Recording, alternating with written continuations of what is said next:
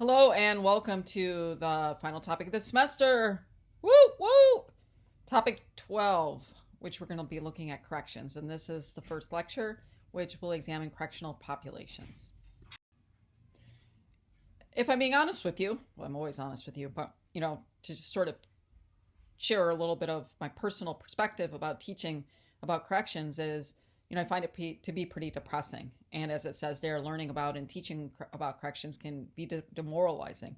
There are a lot of people that are incarcerated in the United States, and while the number has reduced, it's still, a sizable chunk of people who are behind bars. And reading and learning about corrections can just be pretty depressing.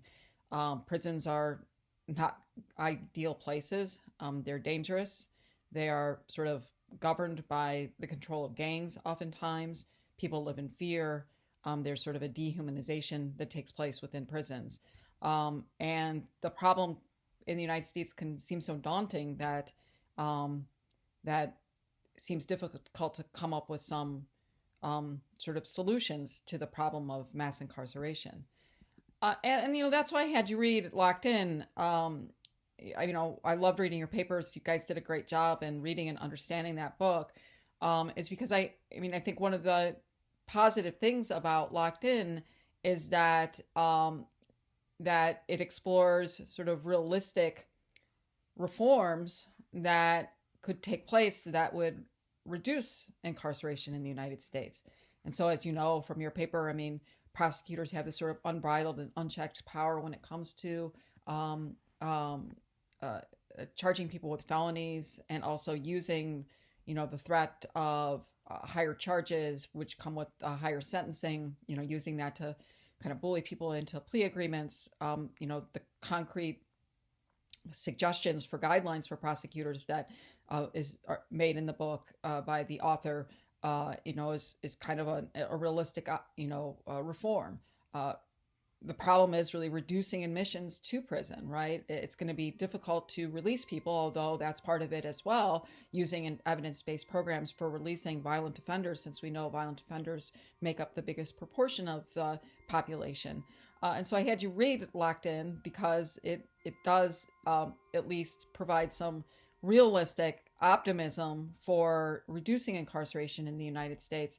But even that optimism is very realistic. And as many of you said in your papers, is that, achieving reforms that really make a difference is going to be very difficult in the United States, because we have to really change the hearts and minds of people in terms of how they think about offenders. So that, we read that for some realistic optimism, but still there are so many people incarcerated in the United States that the task of reducing incarceration can really seem daunting. And that's sort of where my, my sort of demoralizing or depressing sort of aspect about teaching this unit comes from. And even if we do achieve some of the reforms that are outlined in Locked In, and keep in mind that, prosecutors, district attorneys, they're elected in the United States. And the vast majority of county prosecutors they're the ones, if we change the way that prosecutors approach sentencing or recommendations, and also charging people with felonies, if we elect prosecutors that are more likely to use diversion rather than incarceration, rehabilitation instead of incarceration, it'll make those reforms that are talked about in Locked In become more of reality. So don't lose sight of the fact that that you are a voter, and you can be an informed voter. You can, rather than being a low information, high saliency, voter, the person who's voting based out of fear, or based out of the extreme examples of dog bites man, be an evidence-based voter, be an informed voter, and don't blow off local elections, because it's in local elections, the nonpartisan local elections, that prosecutors are elected.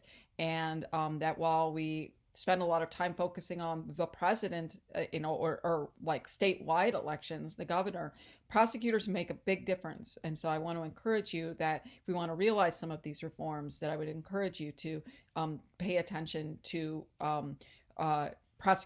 elections for prosecutors and be informed and choose prosecutors that align with your perspectives regarding incarceration in the United States.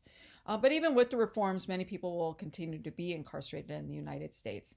And I mean, something I have a hard time getting my head around is that, maybe violent offenders really should continue to be incarcerated, right? That there is an incapacitation goal of sentencing that is, I think, an important goal. I teach civil liberties too, and in civil liberties, we're right now doing the rights of the criminally accused, and we're reading cases about violent offenders. We just recently read a case about two men who bludgeoned to death an elderly couple with a tire iron, right? And that's just like one example. And so, I mean, that maybe violent offenders should continue to be incarcerated. Like I said, it's a daunting task. That contemporary correctional institutions in the United States are far from ideal. We end our reading in the in chapter 13 for the class. But if you are interested, we don't do chapter 14, but chapter 14 sort of talks about prison life, what it's like to be incarcerated. And you'll, see if you take a look at that chapter that violence, inmate violence, the presence of gangs, violence that is used by prison guards, sexual violence, that becomes sort of like, the prisons are oftentimes like the state of nature, and we've just sort of grown to accept that. Not that there haven't been some reforms, but overall, correctional institutions in the United States are far from ideal, and that's an understatement. There's high level of violence, gang control, overcrowding, all of which is touched on in this chapter, but goes into more detail in the next chapter if you're interested.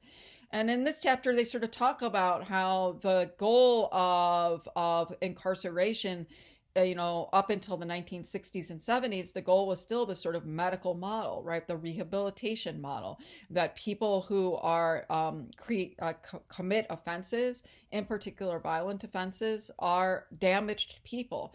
And when you look at prison population, when you look at the demographics of those in prison, there's a lot of truth to that. Many suffer from drug addiction. Many suffer from unemployment, illiteracy, undereducation. Many are homeless, come from abused families, etc. That's not to say that excuses criminal behavior. It doesn't. But the idea that the goal of incarceration is to treat these offenders so that they can re-enter society is not a goal that is embraced in contemporary prison institutions in the United States, correctional institutions in the United States. As your textbook points out, the primary goal in the United States, or the primary goal of incarceration, is motivated by the incapacitation model. That is the idea that we don't treat those who are incarcerated, but we control, incapacitate, and punish. That's the goal of incarceration, and that is what drives the way inmates are oftentimes treated in U.S. prisons. One of the photographs that struck me from your textbook, and this is from chapter 14, not chapter 13, about life in prison, is the picture of this inmate who is housed at the Men's State Prison in Chino, California. California, at least historically, recently they've made changes, but they've had a lot of overcrowding in their prisons, and the Supreme Court has ruled that their overcrowding is in fact unconstitutional because it violates due process and the cruel and unusual provision of punishment from the Eighth Amendment. And when I was looking at this, is an inmate that they use these cages so that when a prisoner leaves their own cell, and then they're being transported to awaiting a medical appointment in another part of the prison or a counseling session, they're put in that cage. It's like the waiting room, but it's a cage as they wait for their medical appointment or their therapy appointment. And sometimes due to overcrowding, those cages have been used as permanent cells. And, I looked at that picture and, I just thought, boy, if you treat a person like an animal, they're going to act like an animal. They're going to become an animal. And in the United States, because we don't use the medical model anymore, but we use the sort of the incapacitation model, um, the prisons are, sort of these known as what are known as total institutions, that the vast majority, not all, but the vast majority of your civil liberties are no longer enforced within prisons. Again, not all of them, but most of them.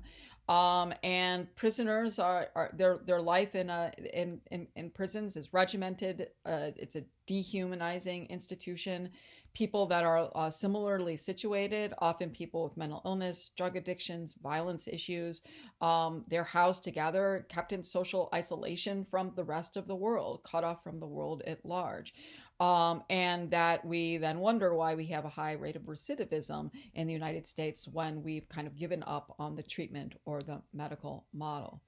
One wonders, is this the best approach? I'm going to go out on a limb here and say I don't think that that is the best approach. There are actually different approaches that are used, not just internationally, but in the United States as well.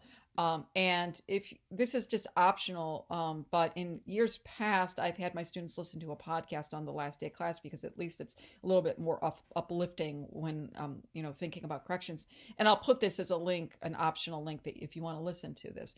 But this is from a podcast called Future Perfect. And they have an episode about how to make prisons more humane. It's this really cool show about how a prison warden from North Dakota takes a trip to Finland and sees how the prison system is set up there, and she's shocked about the way in which you have these violent offenders, but the way in which they have some autonomy within their in their prisons, and that autonomy, this treating people like humans, giving them sort of autonomy to make decisions for themselves, and holding them accountable for living up to making good decisions while in prison.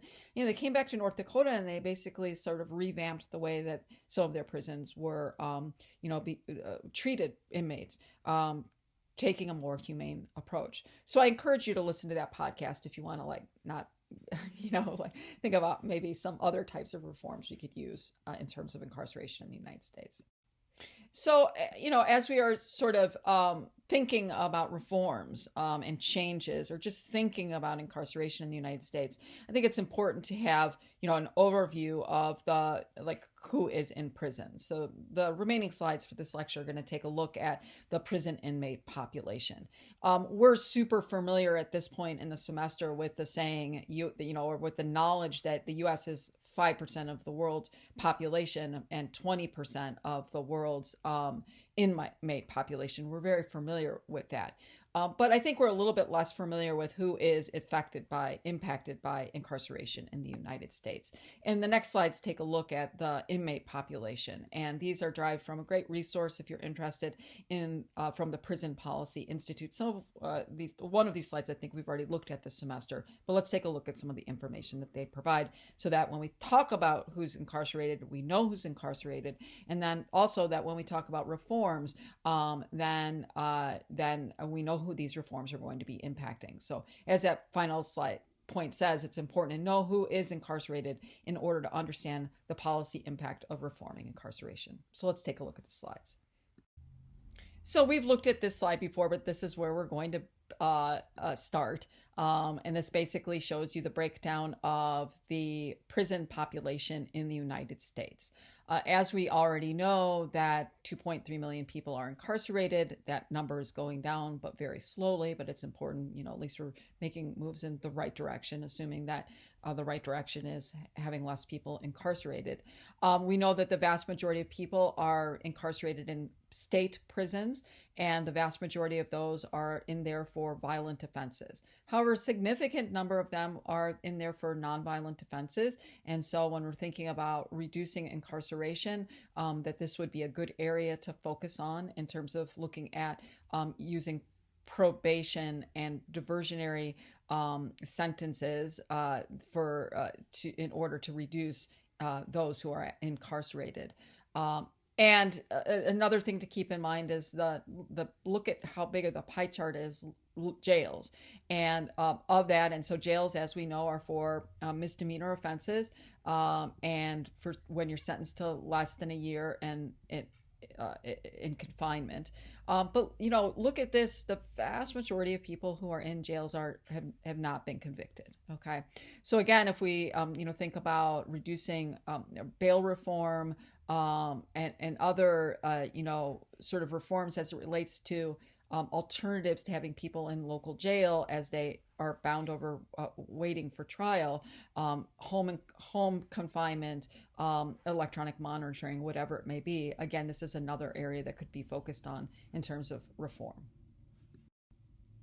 I put this slide up here again from the Prison Policy Initiative, because even though we're more than familiar with the one of every out of 5 incarcerated people in the world are incarcerated in the United States, that it's important to sort of see that countries that we are come close to our rate of incarceration and how different they are from our those kinds of countries that we would normally be compared to. And so China, Brazil, Russia, are next in line. And if you take a look at the slide, there are not any other sort of industrialized, advanced industrial democracies that are on this list, right? Our allies, countries that are like us, are over here, and we are over here, right? And so this is just another way of kind of looking at and doing a comparison of U.S. incarceration to other countries in the world. Now, this slide is, as it says there, that incarceration is just one piece of the much larger system of correctional control. So for you non-interventionists who are out there, that if we just focus on actual incarceration, that actually, in terms of state control over our people's lives, is relatively small compared to probation and those who are on parole, supervision post-incarceration.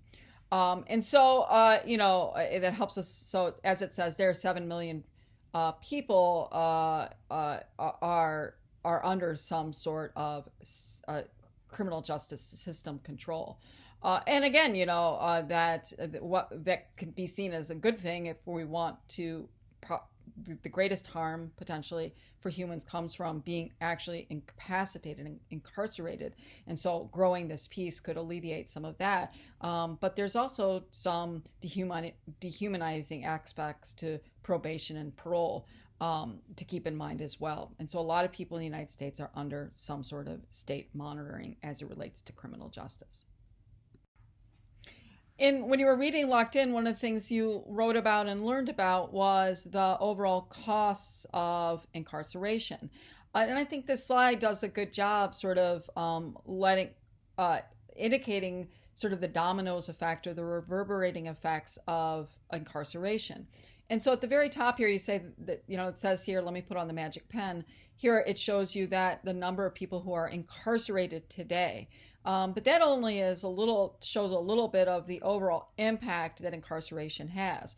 That if you look down at the bottom here, that nearly 1/3 of the U.S. population has had one immediate family member who's been incarcerated. Okay, and so this is a nice visualization of the cost that incarceration has, not just on the individual, but on family members, and family members are part of the community as well, right? And so sort of the fraying of the family fabric as well as the fraying of a community fabric as well, the reverberating effects of incarceration.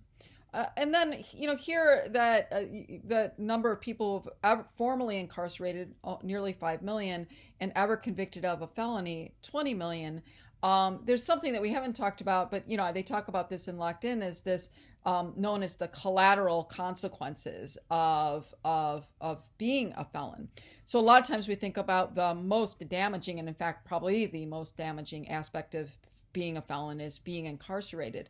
But even when a person is never incarcerated as a felon, or served their time and then are released, that there are continuing consequences or collateral consequences that follow that the formerly incarcerated or the former felon, right, throughout their life, and so has implications for voting, housing, employment, etc. And so again, getting the full like sort of understanding of just how impactful felony convictions are in incarceration. So again, when we talk about sort of reining in prosecutors, perhaps having some incentivizing or better guidelines in terms of who should really be charged with the felony prosecution or felony charge, kind of look at sort of the reverberating effects of that. We know that there are racial and ethnic disparities in correctional institutions, and this slide does a good job of really showing that racial disparities as it relates to white people and African Americans.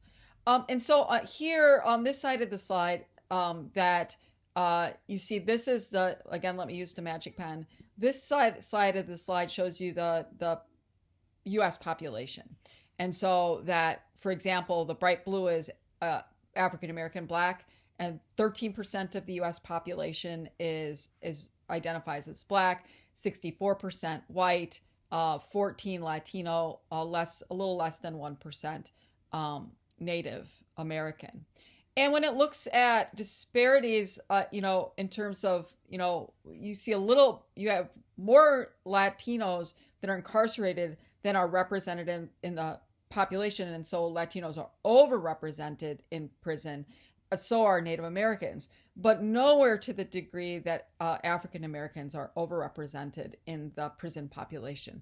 So African Americans make up 13% of the population, and they make up 40% of the prison population.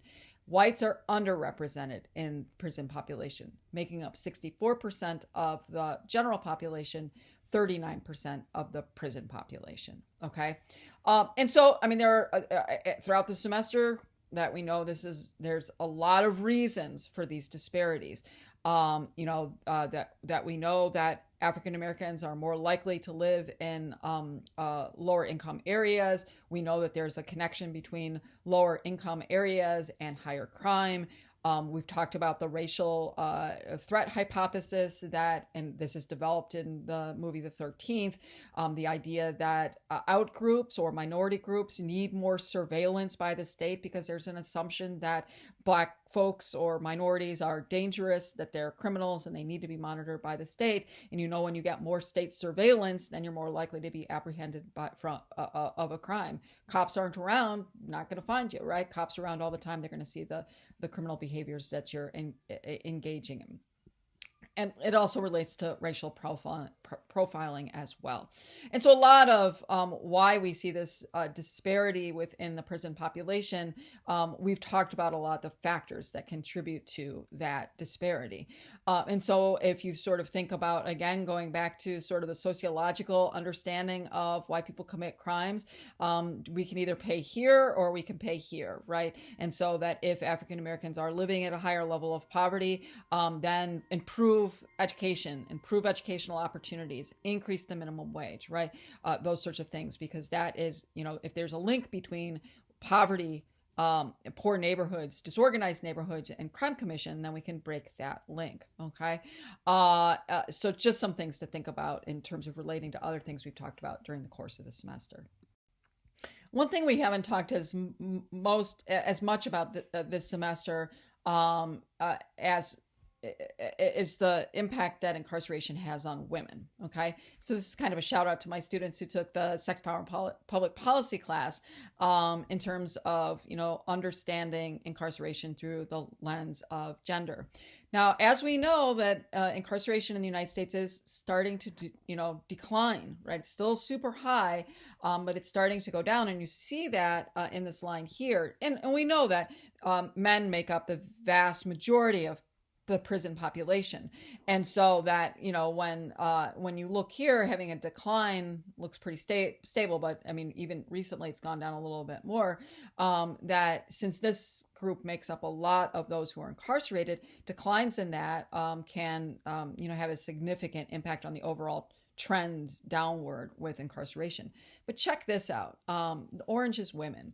And so that while prison population for men has not has grown, that prison population for women has grown, as it says there, at a much faster rate than men. And while we're having a decline in incarceration for men, we're seeing increasing rates of incarceration for women. And so I think it's important to keep that in mind as we're thinking about reforms. And in particular, women are, a lot of women are behind bars. The majority of women are still behind bars because of a violent offense. But more women are behind bars for non-violent offenses. And as we're going to see in a moment, women are held in jails, not having been convicted at a greater percentage rate for their gender than do men. And so any reforms that go on, I mean, should keep that difference in mind, and also that the reforms could have an impact on the lives of women.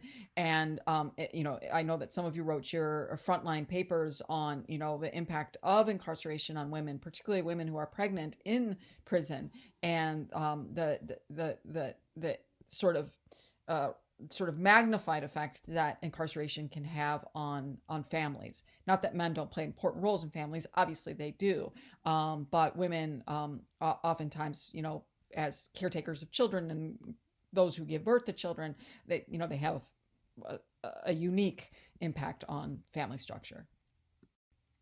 This pie chart shows you women who are incarcerated. Okay, so it's very similar to the pie chart that we looked at, the whole pie chart that just looked at all incarcerated people. This is showing you the way how the pattern of incarceration for women is really different than of men. One thing you'll note that more women are held in local jails than they are in state prisons. And look at that, the percentage, again, let me put the magic pen on here. Look at the percentage, the pie chart that are for women who are held pending trial. Okay, so very significant. Another thing, and I kind of misspoke on the last slide, that, this is the pie piece for violent offenders. For men, it's about half of the state prison are violent offenders and the other half are nonviolent offenders. That's more women are nonviolent offenders that are held in state prison. And so keep that in mind as well in terms of reforms, that this might be an area that we would be more comfortable with alternatives to incarceration that could have an impact on overall rates of incarceration in the United States. And the final slide we're going to take a look at here is, and this doesn't come as a surprise, but most people in prison are poor. Okay, so that when we're talking about race and gender, that it comes as no surprise that that there is a pretty strong link between poverty and incarceration. But I think something we might not be aware of is that the poorest people who are incarcerated are women and obviously people of color as well. And so, in my sex, power, and public policy class, we talked about the households that have the highest level of poverty are women-headed households, single mom households, right? And so women are more likely to experience poverty in the United States than men. And then you can sort of see that as reflected in the charts here. Take a look. Let me put my magic pen on here again. So the way you read this is that this is the income level of people who are incarcerated. That's yellow. This is the median income. They're both median of people who are not incarcerated, right? And then this shows you the total combined, of incomes of those who are incarcerated and not incarcerated. And so you can basically see that, women's level of their median income is lower for the most part than men, right? And then you also just see the impact of that those who are incarcerated make less money than those who are incarcerated. So just another way of looking at it as well. Again, kind of the treatment model, right? That maybe there is a link between poverty and crime commission and violent crime commission. And so another shout out for the return to the medical model or the treatment model, focusing more on rehabilitation potentially. Okay, well, so that was pretty descriptive, but at least hopefully you got a better understanding of the makeup of the prison population in the United States. In the next lecture, we're going to take a look at the two models of prisons in the United States, sort of the historical models, and they kind of tell us about a lot. These are historical models, one of which has been sort of adopted as the model of choice in the United States. And so we're going to be learning about the Pennsylvania model and the Auburn model in the next lecture. Thanks for listening.